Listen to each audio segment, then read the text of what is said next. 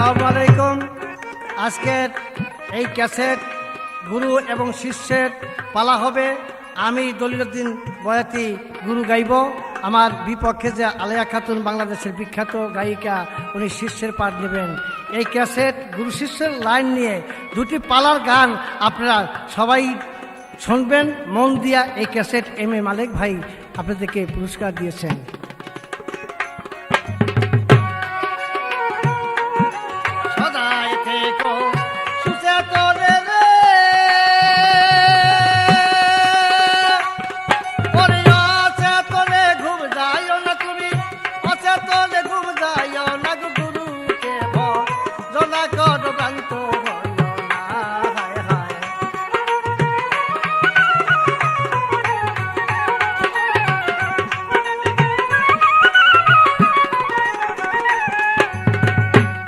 যখন পাখি ধরতে যায়, ওরে বেদে যখন পাখি ধরতে যায়, নয়ন উত্ত দিকে দয়, আঁকি থাকে পাখির দিকে পলক না ঘুরায়।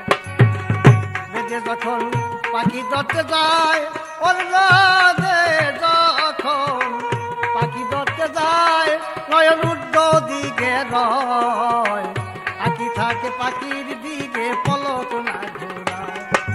পাখি নড়লে পাখি ওরে রে,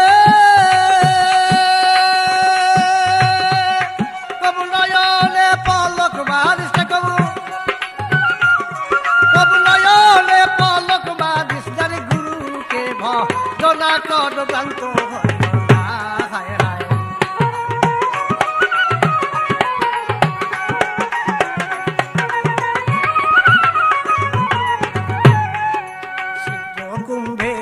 জলা দিতে যায়, ওরে সিদ্ধ কুম্ভে জলা দিতে যায়, ওটা জল কিরে বতে দয়, আঁকি থাকে পাখির দিকে পলক না ঘোরায়। সিদ্ধ কুম্ভে জলা দিতে যায়, ওটা জল কিরে মতে দয়, আসা যাওয়া দেরি হইলে পিপাসায় পড়ায়। মনে গু পিকা ধর্ম রে,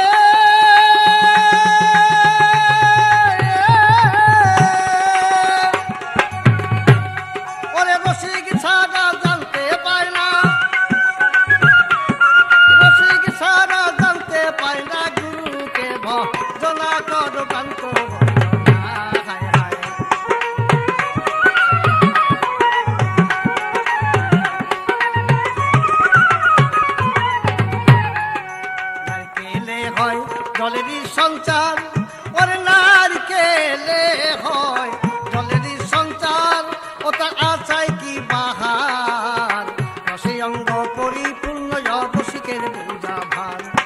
নারকেলে হয় জলেরই সঞ্চার, তার আচাই কি বাহার, রসে অঙ্গ পরিপূর্ণ রসিকের বোঝা ভার। লালন বলে রসের মর্মরে,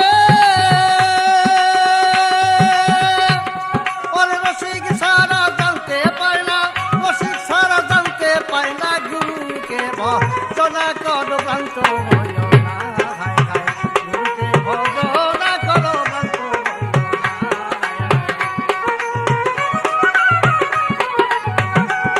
তুমি সদাই থেকো সুচেতনে রে, অচেতনে ঘুম যাইও না, অচেতনে ঘুম যাইও না, গুরুকে ভজনা করো প্রান্ত।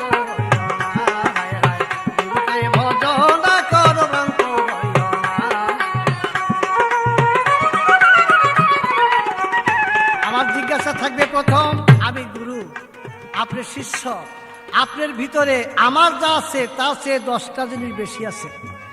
আমি গুরু, আমার যা আছে তার চেয়ে আপনার 10টা জিনিস বেশি আছে। এই 10টা জিনিস বেশি থাকতে আমার কাছে আসতে পারবেন না। আমার জিজ্ঞাসা, এই 10টা জিনিস আপনার কি বেশি আছে, এই 10টা জিনিস বাদ দিয়া আপনি আমার কাছে আসবেন, এই প্রথমে আমার জিজ্ঞাসা। নারকেলে হয় জলেরই সঞ্চার, তার আশায় কি বাহার, রসে অঙ্গ পরিপূর্ণ রসিকের বোঝা ভার। নারকেলে হয় জলেরই সঞ্চার, তার আশায় কি রসিকের বোঝাবার। লালন বলে সেই রসের মর্মরে ওরে রসিক সারা জানতে পায় না,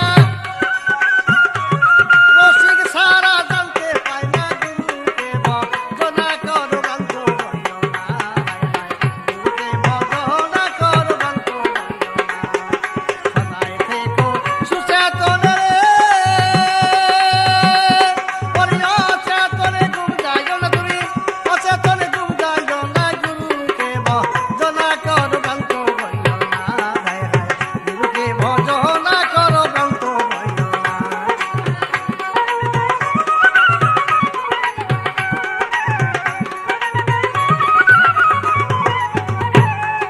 বেদে যখন পাখি ধরতে যায় ওরে বেদে যখন পাখি ধরতে যায় কারণ উল্টো দিকে রয় সাজাদেরই। বেদে যখন পাখি ধরতে যায় কারণ উল্টো দিকে রয়। পাখি ধরলে পাখি ওরে রে। আরেকটি জিজ্ঞাসাবাদ ছোট্টভাবে থাকবে, সেই জিজ্ঞাসা আপনি শিষ্য আমি গুরু, আপনি পিতা মাতা আছে, স্ত্রী আছে, ছেলে আছে, মাই আছে, তাদের কি দিয়ে আসবেন আর আমার জন্য আপনি কি নিয়ে আসছেন, কি নিয়ে আসবেন, এই আমার একটি জিজ্ঞাসা। এই দুটি প্রশ্ন আপনার কাছে রইল, আপনি সুন্দরভাবে উত্তর দিয়ে দেবেন। পাখি নড়লে পাখি ওরে রে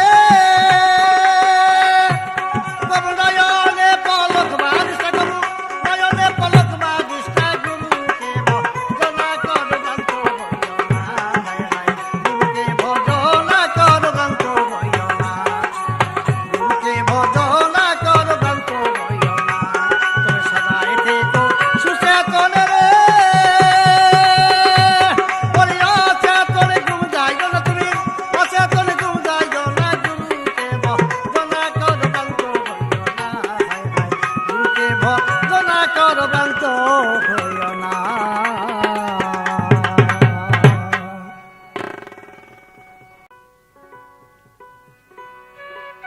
আসসালামু আলাইকুম সুধী দর্শক শ্রোতা মণ্ডলী, আমরা আপনাদেরকে উপহার দিচ্ছি গুরু এবং শিষ্যের ক্যাসেট। এই ক্যাসেটটি আপনাদের জন্য যতন করে তৈয়ার করেছেন এম এ মালিক। আশা করি গুরু শিষ্যের পালা আপনারা একটু মনোযোগ সহকারে যদি শোনেন তাহলে অবশ্যই বুঝতে পারবেন যে গুরু এবং শিষ্যের মাঝে কার প্রয়োজন, কার কাছে কতটুকু। তা আমার প্রতিপক্ষ গুরুর ভূমিকায় বাংলাদেশের প্রখ্যাত গায়ক মোহাম্মদ দলিলউদ্দিন বয়াতি সাহেব একটা গান করলেন এবং আমার নিকটে দুটি প্রশ্ন রাখলেন। একটা প্রশ্ন আমার নিকটে বড়ই নতুন লাগলো, সে প্রশ্নটা হলো গুরু আর শিষ্যের মাধ্যমে গুরু হইতে গুরুর চেয়ে শিষ্যের ভিতরে 10টা শক্তি বেশি। তো সেই 10টা শক্তি যতক্ষণ পর্যন্ত বেশি থাকবে ততক্ষণ পর্যন্ত গুরুর কাছে যাওয়া যাবে না। সেই 10টা শক্তি কি আমি বলার চেষ্টা করব। আগে আমি একটা প্রশ্নবোধক গান করি।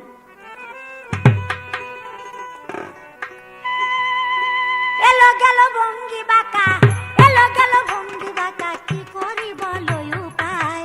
আচানয়া কাজ পেছে গুরু আমার প্রাণ যায়, আচানয়া কাজ পেছে গুরু আমার প্রাণ যায়।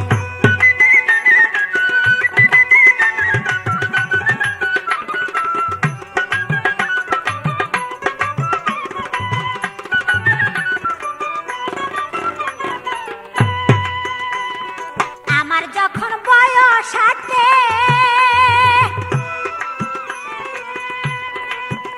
আমার মা ছিল নানির পেটে। আমার যখন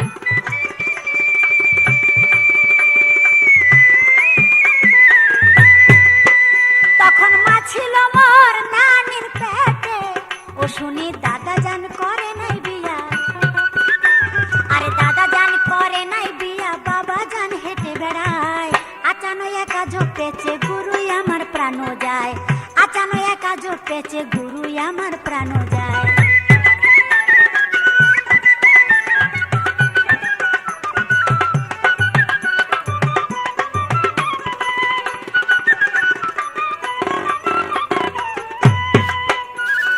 বিয়া করে আনছিলাম যারে, দেখি ছেলে একটা বাসর ঘরে বিয়া করে,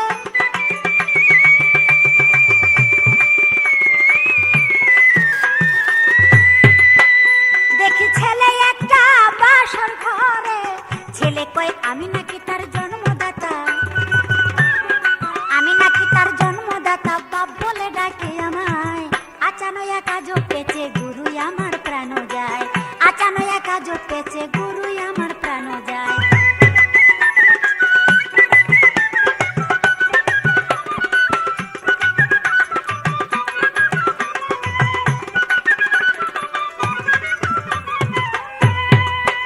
ভাইরে ছেলে যখন বাবা বলে, তার কথা শুনলে আগুন জ্বলে।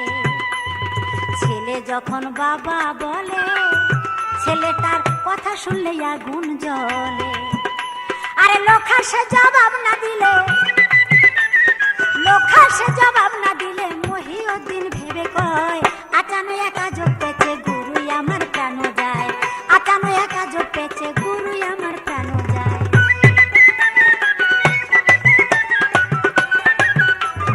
এবার প্রশ্নের জবাব, আমার ভিতরে যতক্ষণ পর্যন্ত 10 ইন্দ্রিয়ের মোহ থাকবে, 10 ইন্দ্রিয়ের 10টি প্রবৃত্তি অর্থাৎ মন্দ দিকে শক্তি, সেই 10 ইন্দ্রিয়ের মন্দ দিকের 10টা শক্তি যতক্ষণ পর্যন্ত আমি না ত্যাগ করতে পারবো, ততক্ষণ পর্যন্ত একজন কামেল মুর্শিদের প্রতি আমার মন বসবে না, মনোনিবেশ করতে পারবো না। হলো এক কথা, মার 4, বাবার 4, খোদার দেওয়া 10, এই 18 চিজ বাদে আমার বলতে আমি মুর্শিদের বাড়িতে কি নিয়ে যাব? বাৎসল্য প্রেমে বান্দা ছিলাম মা বাবার নিকটে, মোহের ভিতরে বান্দা পড়লাম সন্তানের। অবশেষে আমার ভিতরে যখন জাগ্রত হলো ভক্তি বিশ্বাস প্রেম, এই ভক্তি বিশ্বাস প্রেম নিয়ে আমি মুর্শিদের দরবারে চলে গেলাম। আশা করি এই আমার জিজ্ঞাসা ছিল, কথার জবাব দিলাম। এখন আমার গানের ভিতরে কথা রইল, আপনারা অবশ্যই শুনলেন। আমার যখন বয়স 8, মা ছিল মোর নানির পেটে, তখন দাদা যান করে নাই বিয়ে, বাবা যান হেঁটে বেড়ায়।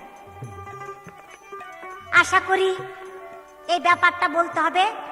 তারপরে আসলো বিয়ে করে আনলাম যারে ছেলে, দেখি বাসর ঘরে। আগে পরে দেখা সাক্ষাৎ নাই, বাসর ঘরে গিয়েই দেখি এক ছেলে। ছেলে আবার আমারে বাপ ডাকে, তাই শুনে খুব রাগ লাগে, কিন্তু কিছু বলার নাই, করার নাই। তাই বলবেন ওই বাসর ঘরটা কোন ঘর আর ছেলেটাই কোন ছেলে? জন্ম দিলাম না, তারপরও বাবা ডাকি। আশা করি এই কথা শুনবো।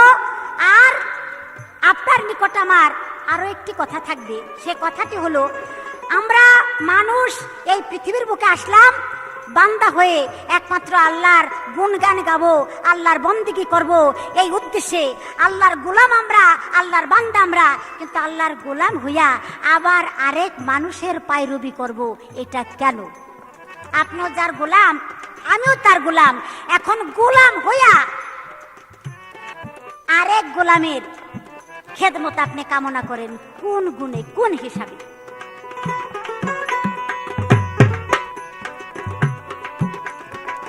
আশা করে জবাব দিবেন, বাকি রাখবেন না।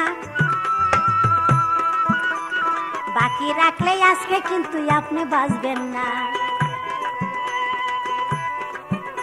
আমার এই পর্যন্ত জিজ্ঞাসা, এই পর্যন্ত জিজ্ঞাসা, জবাব শুনবেন এই সভায়। আচানক পেঁচে গুরু আমার প্রাণ যায়।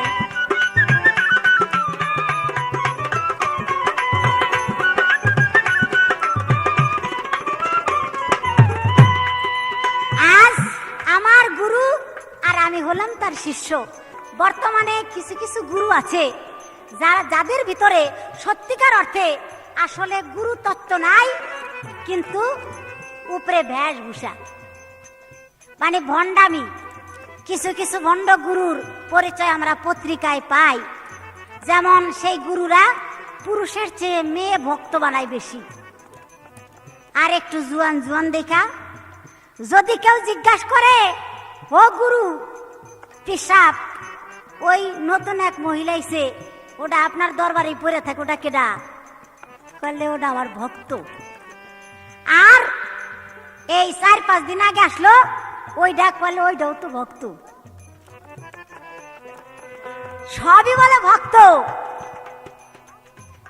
কয়েকদিন পর দেখলাম এই দলিলউদ্দিন পীর সাহেবের বাড়িতে যেই ভক্ত মেয়াটি আইছিল, স্বামী ছাড়া হুদাই হয়ে গেছে শক্ত।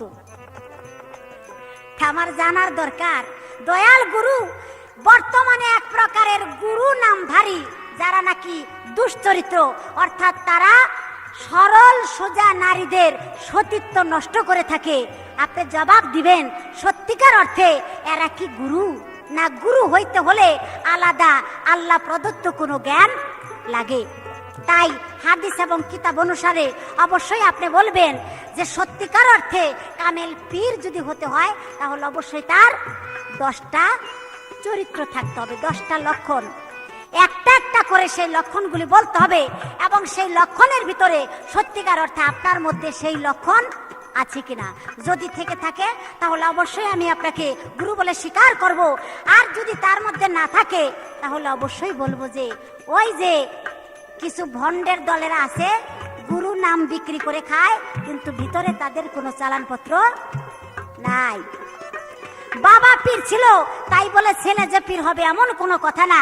ছেলের সাধনা থাকতে হবে, ছেলের ইবাদত থাকতে হবে, যার যার কর্ম তার তার করতে হবে, তাই না? বাবার সাধনা ছিল, বাবা মুর্শিদ ছিল, তাই বলে সেই ঘরে যে আপনি পীর সাহেব হবেন তা কিন্তু না। মাঝে মাঝে পীর সাহেবের বেটা চোর সাহেব হয়। আপনি সেরকম পীর সাহেব কিনা তাও আমার একটু সন্দেহ হইতেছে, কারণ বাপ খুব বেশি ভালো লাগতেছে না। আমার যখন বয়স 8 মা ছিল মোর নানির পেটে, আমার যখন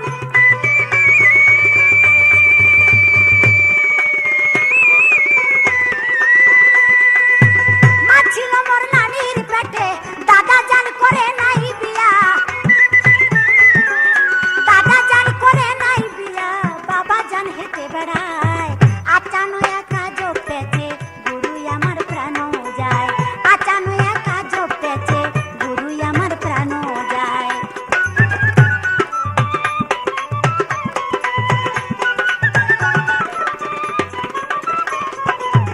এলো গেল ভঙ্গি বাঁকা, এলো গেল ভঙ্গি বাঁকা, কি করি বলো উপায়, আচানো একা যোগ পেছে গুরু আমার প্রাণ যায়, আচানো একা যোগ পেছে গুরু আমার প্রাণ যায়, আচানো একা যোগ পেছে গুরু আমার প্রাণ যায়, আচানো একা যোগ পেছে গুরু আমার প্রাণ যায়।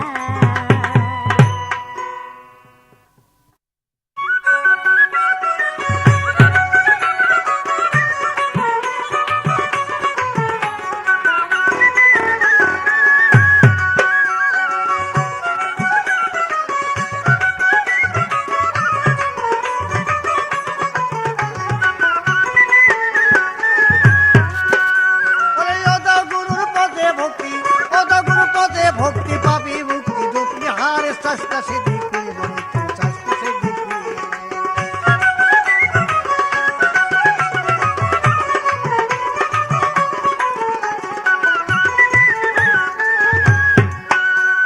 কাম করি পুবর্গ মদন মাদন উপসর্গ, প্রেম বানে কইরা দর্দ উঠতে যাও গা সরে।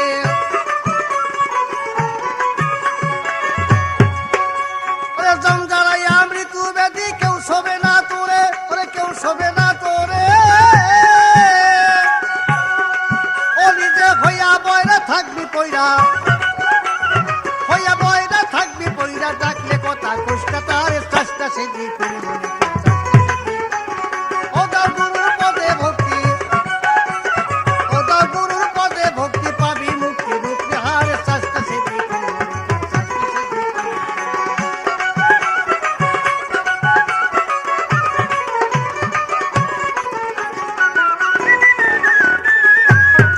শিষ্যের কথাবার্তা বড় গরম।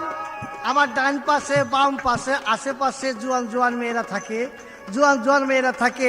মাঝে মাঝে দেখা যায় উঁচা হয়ে গেছে, মানে গর্ব হয়ে গেছে।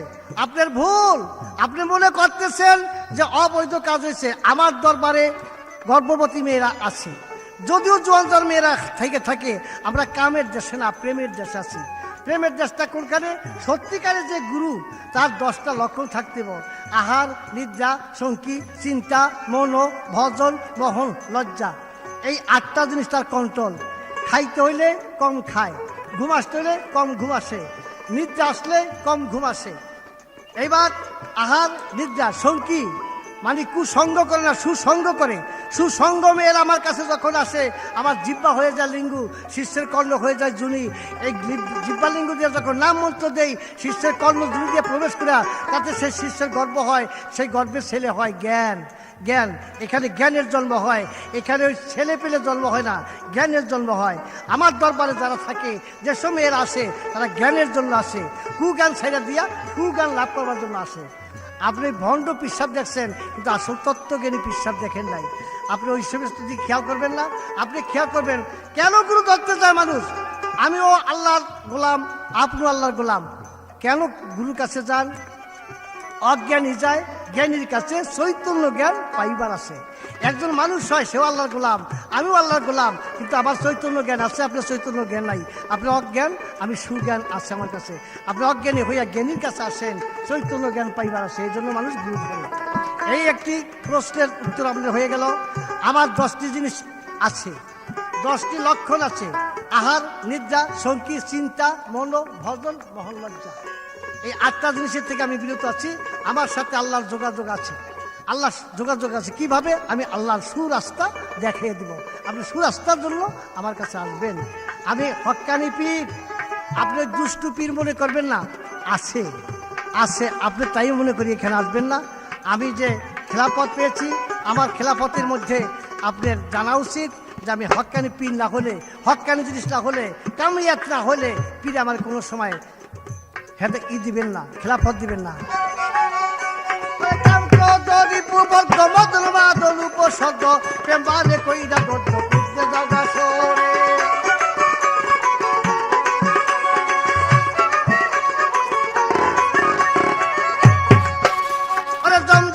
মৃত্যু ব্যাধি কেউ সবে না তোরে, খায় খায় কেউ সবে না তোরে। অলিতে হইয়া বয়রা থাকবি কইরা,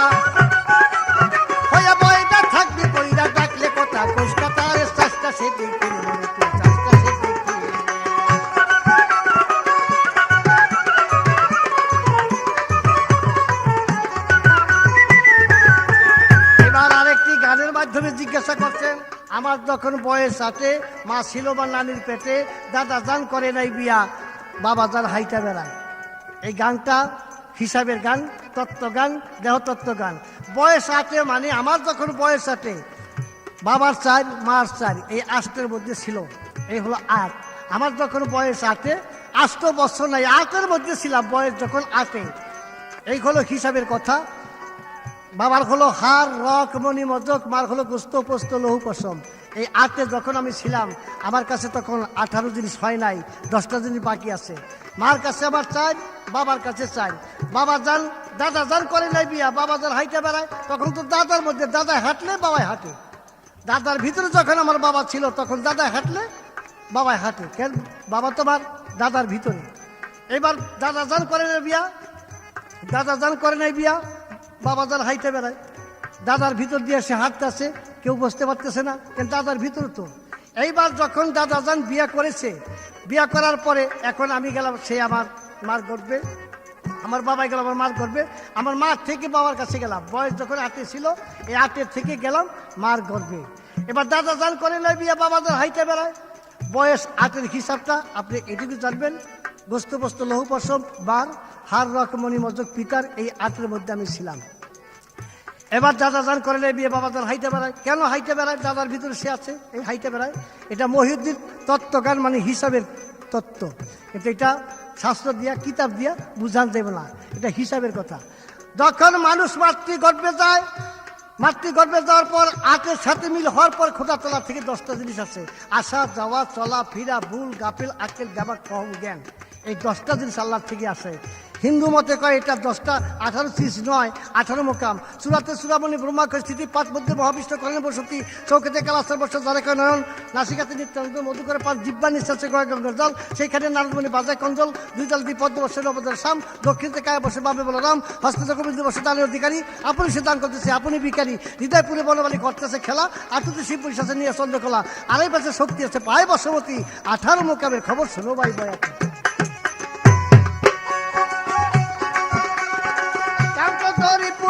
বদর মাদর উপসর্গ প্রেমানে কইরা দত্ত উঠতে যাওয়া সরে,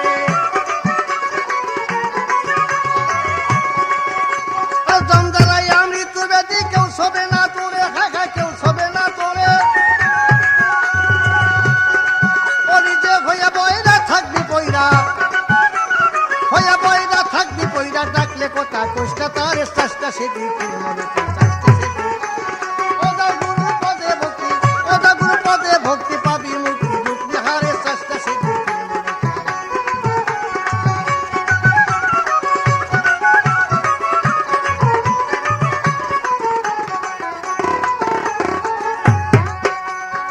মুদের চর্ময়া কি খুলিবে দেবয়া কি, শেষে কি থাকবে বাকি দেখতে পাবি তারে, মুদের চর্ময়া কি খুলিবে দেবয়া কি, শেষে কি থাকবে বাকি দেখতে পাবি তারে। এইখানে আমার জিজ্ঞাসা থাকবে, এমন কোন ভক্ত ছিল সে আল্লাহকে দেখেছে? আমার জিজ্ঞাসা সে কেমন আল্লাহ দেখলো? এমন একজন ভক্ত ছিল সে আল্লাহকে দেখেছে, আমার জিজ্ঞাসা সে আল্লাহকে কেমন দেখলো? আল্লাহ তো নিরাকার, তাকে দেখা যায় না, সে কি দেখা বিশ্বাস হলো যে এই আমার আল্লাহ? এই একটি জিজ্ঞাসা আমার থাকবে। আরেকটি জিজ্ঞাসা আছে, এমন একজন ভক্ত ছিল, এমন একজন ভক্ত ছিল সে গুরুর কাছে থেকে একটা বর নিয়া সেই বর গুরুর উপরে ফিটিং করতে চাইয়া সে নিজে মৃত্যু হয়ে গেছে। আমার জিজ্ঞাসা এই ভক্তটা কে? এই দুটি প্রশ্ন। কি খুলিবে দেবয়া কি, শেষে কি থাকবে বাকি দেখতে পাবি তারে।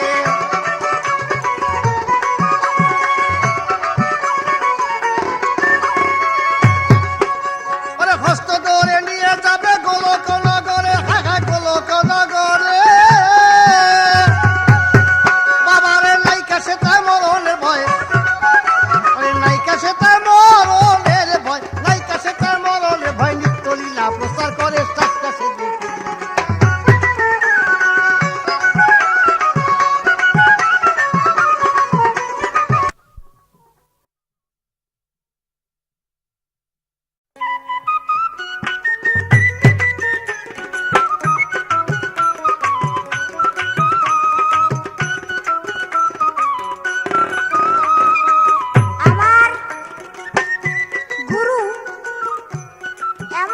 কয়েকটা কথা বললেন, সে কথাগুলি আপনারা সবাই শুনলেন।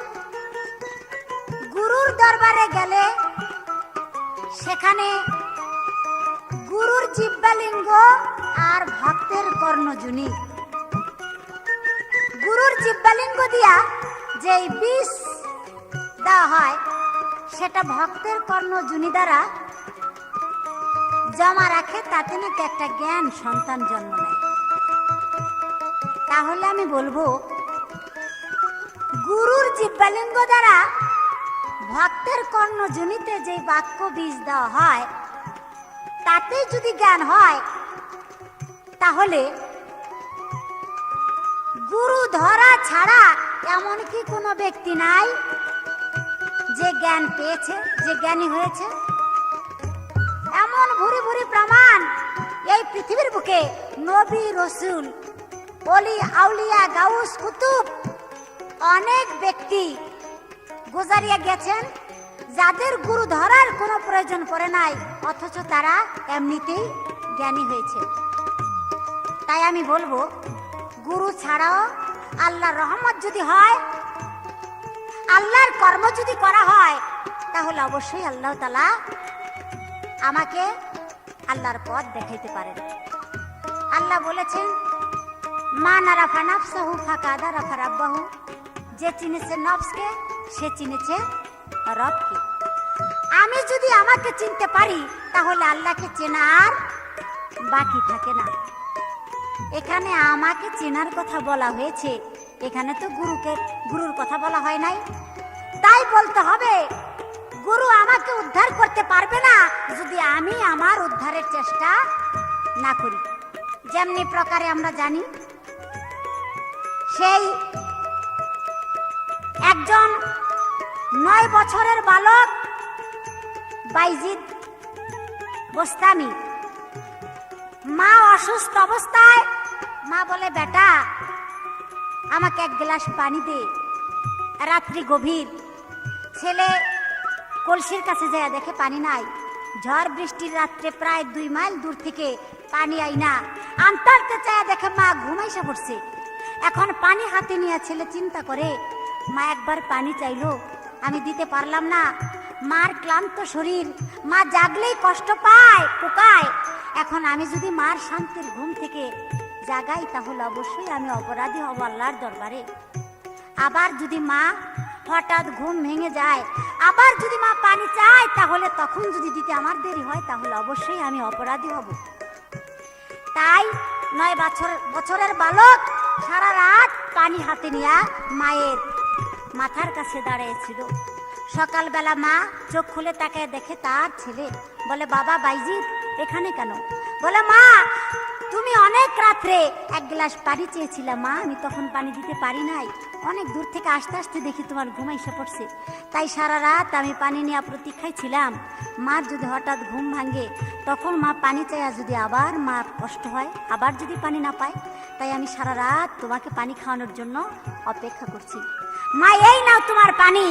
তখন মা 2 চোখের পানি ছেড়ে দিয়ে বলল, হে পাক পরওয়ারদিগার, আমার গর্ভে আমি এমন এক সম্পদ নিয়েছি, আমাকে তুমি দিয়েছো, তাই আমি আমার এই বালকের জন্য, আমার এই বেটা বাইজিতের জন্য তোমার দরবারে এই প্রার্থনা করি, তুমি তাকে জ্ঞানী করে দাও, তুমি তোমার ওলি বানায় নাও আমার ছেলেকে।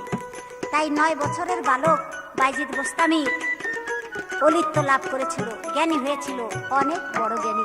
এখানে আপনি চিন্তা করেন যে গুরুর হাতে হাত না দিলেও অনেকে আল্লাহর ওলি জ্ঞানী হতে পারে। একটা গান, তুমিও মানুষ আমিও মানুষ, মানুষ আমরা জগতে, মন ডুবে না গুরু তোমার পদেতে, আমার মন লাগে না গুরু তোমার পদেতে।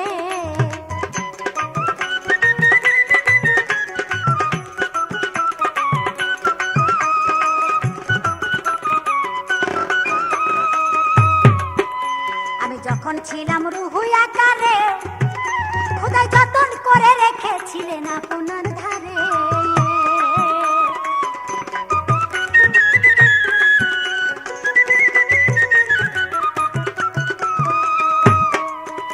আমায় পাঠাইল এই সংসারে আপনার নাম বিলাইতে, মন ডুবে না গুরু তোমার পদেতে, আমার মন বসে না গুরু তোমার পদেতে।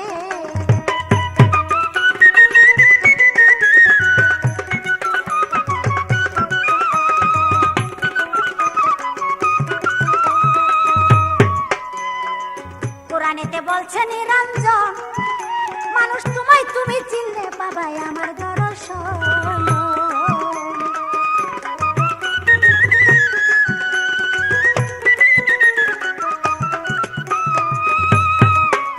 গুরু তোমার কাছে আছে কি ধন কি বা দিবা জগতে, মন ডুবে না গুরু তোমার পদেতে, আমার মন ডুবে না গুরু তোমার পদেতে। আমার নিকটে কথা আল্লাহকে দেখতে চাইল কোন ভক্ত, তার নাম মতান্তর দেখা যায়, তবুও বেশিরভাগ বলে থাকে তার নাম ছিল কাশেম, তার নাম ছিল ভক্ত কাশেম। তাই একদিন তার মুর্শেদ শিবলি সাদিক সে বলেছিল, শেখ শিবলি বলেছিল যে তোরা কি কেউ আল্লাহকে দেখছস? বলে যে না। তখন এই কাশেম বলল, বাবা আমি দেখছি। যে কেমন দেখলি? ঠিক যেন আপনার মতো, আপনার মতো পা, আপনার মতো হাত, সকল কিছুই যেন আপনার মতো। যখন নাকি এই কথা বললো সাথে সাথে সে বলে দিল যা ওরে বস্তা বাইন্দা নদীতে ফেলে দে। যখন নদীতে ফেলে দিল, অনেক হাত আইসা তাকে উদ্ধার করতে চাইলো, কিন্তু কোনো হাত ধরলো না। অবশেষে তার গুরুর হাত যখন আসলো, সে হাত ধরে কিনারায় উঠল। এই ছিল একটা কথা। আর আরেকটা কথা জিজ্ঞাসা না, গুরুর কাছ থেকে বর নিয়া গুরুর উপরেই সেটা প্রয়োগ করতে চাইবে। তার নাম ছিল কাল ভৈরবী। সে বলেছিল মহাদেবের নিকটে, আমার হাত যার উপরে পড়বে সেই যেন পুরে ভস্ম হয়ে যায়, যার মাথার উপরে পড়বে সেই যেন পুরে ভস্ম হয়ে যায়। অবশেষে দেখা গেল সে মহাদেব বলল যে যাও, আমি তোমাকে বর দিলাম। তখন ওই ভক্ত হাত নিয়ে মহাদেবের মাথার উপরে নিয়ে যায়। তখন মহাদেব বলে, না, আমার মাথার উপরে হাত রাখলে আমিও পুরে শেষ হয়ে যাব। মহাদেব যখন ভক্তের ভয়ে দৌড়াইতে লাগলো, তখন নারায়ণ আইসা ওই ভক্তের সামনে একটা নর্তকী হইয়া নাচতে নাচতে, সে যখন ওই নর্তকী হইয়া মাথায় হাত দিল, ওই নর্তকীর লোভে পড়ে তালে তালে ওই কালভৈরবীও তার হাত মাথায় দিলে সারা শরীর পুরে ভস্ম ছাই হয়ে যায়। আশা করি এই দুইটা কথা জিজ্ঞাসা ছিল, আমার বলা শেষ হলো। আপনার কাছে আমার জানার দরকার, এমন এক গুরু, সেই গুরুর স্ত্রীকে দান করলো ভক্তের স্ত্রী রূপে। গুরুর কি নাম, ভক্তের কি নাম? গুরু যদি এত বড় হয়, তাহলে সে গুরু হইয়া তার স্ত্রীকে ভক্তের স্ত্রী রূপে দান করলো কেন? আবার একটা কথা, আর আরেকটা কথা জানার দরকার, কোন এক গুরু ভক্তকে তার খেলাফতি দান করে, অর্থাৎ খেলাফতি পোশাক দান করে ভক্তকে বলল যে, হে ভক্ত, তুমি ওই পোশাক আবার আমারে পরায় দাও, কারণ তুমি যদি আমাকে গুরুর স্বীকৃতি না দাও, তাহলে আমি গুরু হইতে পারবো না। এই আমার দুটি কথা জিজ্ঞাসা, আশা করি আপনি জবাব করবেন। আরে এই দেহেরই গুরু হয় কেবা, ভক্ত হইয়া কেবা কারে দিতেছে সেবা।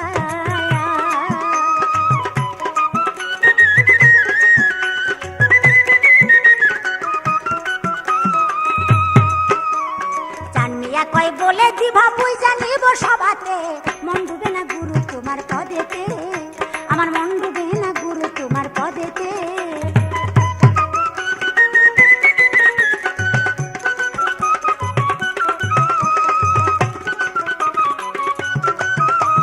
তুমিও মানুষ আমিও মানুষ, মানুষ আমরা জগতে, মন ডুবে না গুরু তোমার পদেতে, আমার মন বসে না গুরু তোমার পদেতে, আমার মন লাগে না গুরু তোমার পদেতে।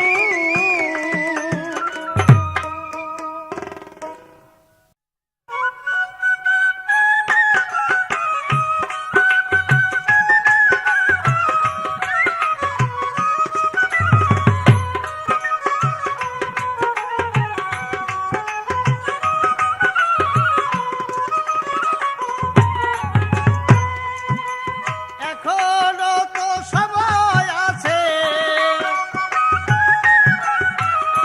এখনো তো সময় আছে, মিশে যাও মুর্শিদের যাতে, কি ঘুমে ঘুমায়ে আসো, ঘুমে দেখো তরি গতে, কি ঘুমে ঘুমায়ে আসো, ঘুমে দেখো তরি গতে, কি ঘুমে ঘুমায়ে আসো।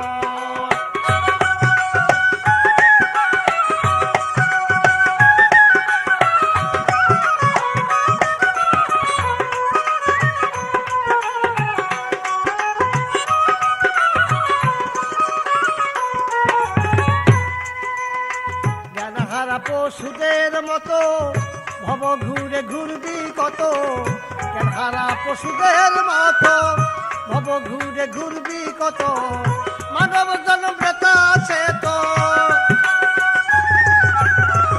মানব জন্ম ব্যথা সে তো জানা নাই তোর নিজের সাথে, কি ঘুমে ঘুমায়ে আসো, ঘুমে দেখো তোরি গতে, কি ঘুমে ঘুমায়ে আসো।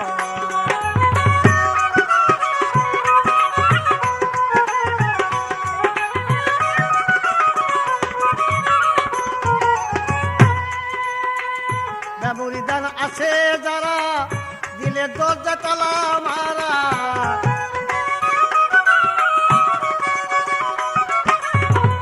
মেমোরি দান আছে যারা, দিলে দরজা তালা মারা, বৈদিকে পথে চলে তারা,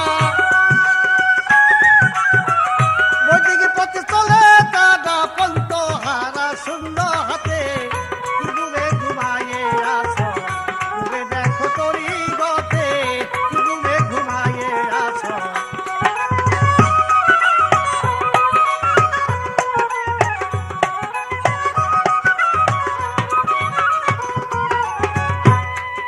এবার আমার শিষ্যে বাইজিদ বস্তানির কথা বলে গেছেন, উনি পীর ধরে নাই, মার খ্যাতবোধ করেছে। আমি বলবো পিতা গুরু, মাতা গুরু, গুরু জ্যেষ্ঠ ভাই, এর থেকে অধিক গুরু ভজিলে সে পাই। কিন্তু পিতাও গুরু, মাও গুরু। তবে গুরুর জিহ্বালিঙ্গ বলেছি, মা তো অর্ডার দিয়েছে আমাকে একটু পানি দাও, এইটি তার অর্ডার, এইটি তার অর্ডার। এই অর্ডারকে ফলো করতে যাইয়া সারা রাত্র পানি নিয়ে দাঁড়িয়ে আছে। তাই ভোরের বেলা মা জিহ্বা দিয়ে বলেছে, আল্লাহ তাআলা তুমি আমার ছেলেকে আউলিয়া বানিয়ে দাও, ওকে আউলিয়া বানিয়ে দাও। সে মার জিহ্বা দিয়ে বলেছে, তা সেই গুণে সে আউলিয়া হয়েছে। এটা মারই দোয়া। মাও একজন গুরু, মাও একজন পীর। আপনি জানতে হবে। তবে একটা হলো তরিকতের গুরু, আরেকটা হলো জন্মদাতা গুরু। জন্মদাতা গর্ভধারী, এরও গুরু। গুরু ছাড়া উপায় নাই, গুরু ধরতে হবে। তবে আপনার জানা উচিত। এইবার জিজ্ঞাসা করছেন, একজন গুরু তার নিজের খেলাপথ পড়াইয়া দিলেন ভক্তকে।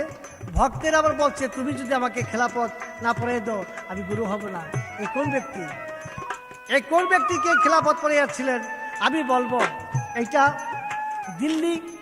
দিল্লিতে আছেন নিজামুদ্দিন আউলিয়া সাহেব। নিজামুদ্দিন আউলিয়া যখন ভক্তকে তার খেলাপথ পড়াইয়ে দিলেন, আবার ওই খেলাপথ তিনি পরিধান করলেন। তার কারণ সেই খেলাপথের কাপড় দিয়ে তাকে দাফন করা হচ্ছে, আবার ওই কাপড় দিয়েও তার পীরকে দাফন করা হচ্ছে, একই খেলাপথের কাপড় দিয়া। এই ছিল সেই গুরু ভাব। আছে যারা দিলের দরজা তালা মারা,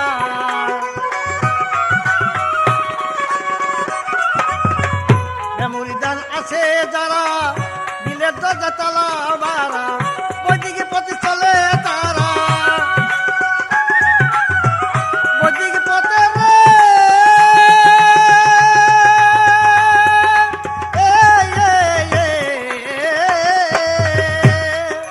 বৈদিকে পথে চলে তারা,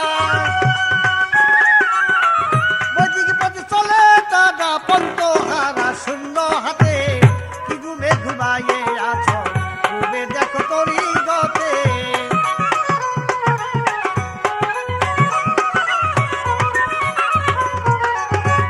মান আরাপান আফসাহু ফাকাত আরাবারাব্বাহু। আল্লাহ বলেছে, যার নিজকে নিজে চিনেছে তার রব চিনা বাকি থাকে না। নিজকে নিজে চিনতে হলে কিভাবে কর্ম করতে হবে, কিভাবে কাজ করতে হবে, আল্লাহর নৈকট্য লাভ করতে একটা পথের দরকার আছে, সন্ধানের দরকার আছে। সেই সন্ধান দিবে আপনাকে মুর্শিদ, গুরু যে ব্যক্তি। সেই গুরু সন্ধান দেখাই না দিলে আপনি মানার পর ঘরে যাইবেন কেমনে, নিজকে নিজে চিনবেন কেমনে? এই অনুসন্ধান জানতে হলে গুরুর কাছে জানতে হবে, গুরু ছাড়া উপায় নাই। এবার জিজ্ঞাসা রাখছেন আমার কাছে যে গুরুর স্ত্রীকে ভক্তকে দান করলো কিভাবে? এ কোন গুরু? সত্যযুগে ছিল হরি, সত্যযুগে ছিল হরি, তার স্ত্রী ছিল লক্ষ্মী। এবার সেই লক্ষ্মীকে দেখা আয়ান পাগল হয়ে গেল। তাই তিনি সাধনা করা শুরু করলো। সাধনা করতে করতে একজন পর বলছে, গুরুদেব আমি আপনাকে চাই। যখন গুরু কাছে গেছে, তুমি আমাকে কেন ডাকছো? তো আমি আপনার লক্ষ্মীর চাই, যাওয়া যাবে না। এরকম 7 যোগ তাপসা করলেন। 7 যোগ তাপসা করার পর তখন গুরু চিন্তা করলো, লক্ষ্মীর যখন চাইতেছে, ঠিক আছে আমি লক্ষ্মীর দিলাম, কিন্তু দিলাম যে তোমার কামের ভাব থাকবে না, তোমার কাম ভাব থাকবে না। তুমি লক্ষ্মীর চাইছো, ব্যবহার করবে, এটা তো চাই নাই, চাইছে লক্ষ্মীর দিয়ে দিছে। এবার দাফর যোগে সেই আয়ান দাফর যোগে আইসা সেই রাধাকে তিনি বিবাহ করিয়াছেন। কিন্তু সত্যযুগের কথাইটা দাফর যোগে উনি পেয়েছে, সত্যযুগে পায় নাই। এই কৃষ্ণ এবং রাধা আয়ান চাইছিলেন, সেই আয়ানকে দিচ্ছে। আয়ান ছিল তার ভক্ত।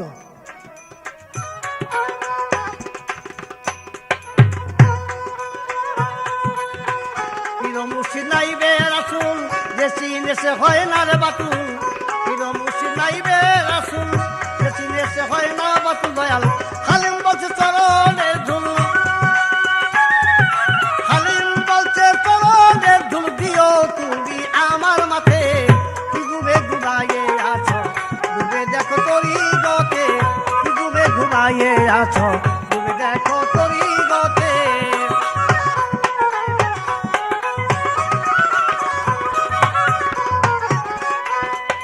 আমার যে জিজ্ঞাসা ছিল সুন্দরভাবে উত্তর দিচ্ছেন। কাসেম দেখেছে আল্লাহকে, কিভাবে দেখেছে? তার গুরুকে দেখেছে, আল্লাহকে দেখেছে। গুরুকে দেখেই সে শান্তি। বাহ, চমৎকার উত্তর। এইরকম উত্তর পেয়ে তো সন্তুষ্ট। এইবার আমার জিজ্ঞাসা থাকবে, এমন একজন ভক্ত ছিল, সেই ভক্ত পাহাড়ের গুহায় বসা 40 বছর পর্যন্ত ইবাদত করেছেন ঠিক, কিন্তু বাঘে তার গায়ে প্রস্রাব করে। আমার জিজ্ঞাসা থাকে, প্রস্রাব করার কারণটা কি? বাঘে তার উপর প্রস্রাব করার কারণটা কি? এটুকু আপনার কাছে জিজ্ঞাসা হল। আরো একটা জিজ্ঞাসা থাকবে যে ভক্ত একই ঘরে বসত করে, ভক্তকে এবং গুরুকে। জীব হইল ভক্ত, পরম হইল তার গুরু। জীব ভক্ত হইয়া পরমের সাধনা করে।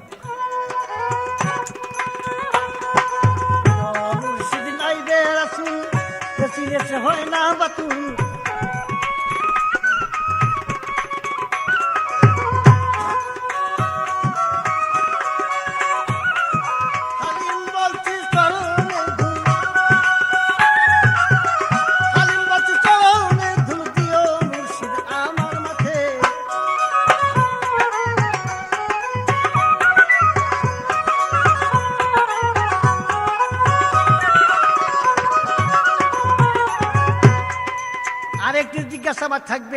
আরেকটি জিজ্ঞাসা থাকবে, এমন একজন ভক্ত ছিল, সে গুরুর অভিশাপে তার সহস্র জুনি তার গায়ে হইল। আমার জিজ্ঞাসা, ভক্ত অন্যায় করছিল কি? ভক্ত কি অন্যায় করলো যে সহস্র জুনি তার শরীরে?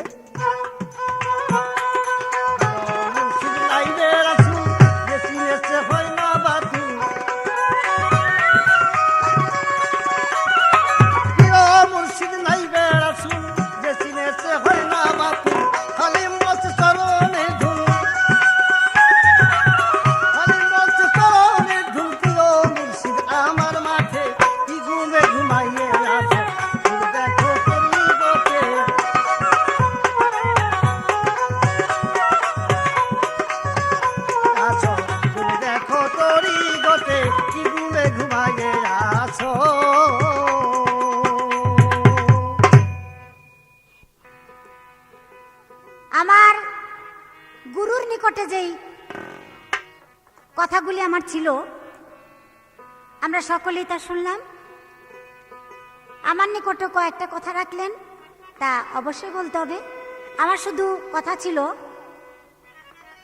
গুরু না ধরেও কেউ কেউ রক্ষা পাইছে, অর্থাৎ আল্লাহর নৈকট্য লাভ করছে।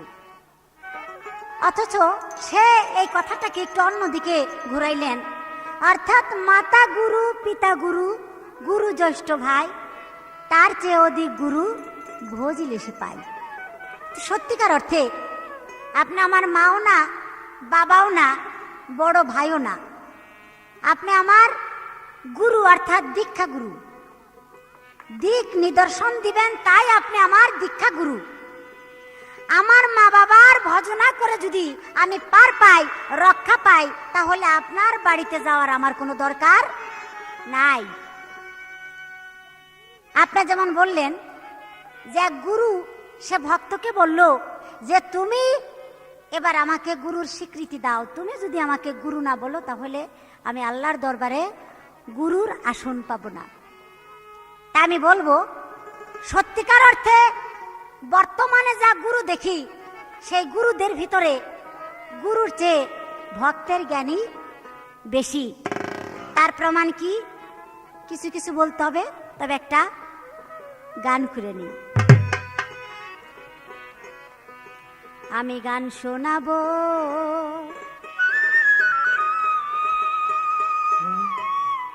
কারে রে হারে আমার বান্ধব কোথায় রইলা রে দরদি নাই, দরদি নাই রে। তুমি দাও হে দেখা প্রাণ সখা,